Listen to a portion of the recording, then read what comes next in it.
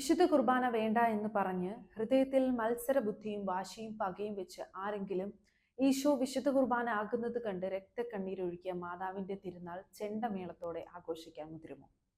കൊടിയേറ്റം വിശുദ്ധ കുർബാന അർപ്പിക്കാൻ വന്ന വിശ്വാസികളെ ആക്രമിക്കാൻ വടിവാളുമായി ഗുണ്ടകളെ ടെമ്പോ ട്രാവലറിൽ ഇറക്കിയ വിശുദ്ധ കുർബാന സമരമാർഗമാക്കി അവഹേളിക്കാൻ എല്ലാ സഹായവും ചെയ്ത മറ്റൊരു പുരോഹിതനെ തല്ലാൻ വേണ്ട എല്ലാ പ്രേരണയും നൽകിയ നരികുളം.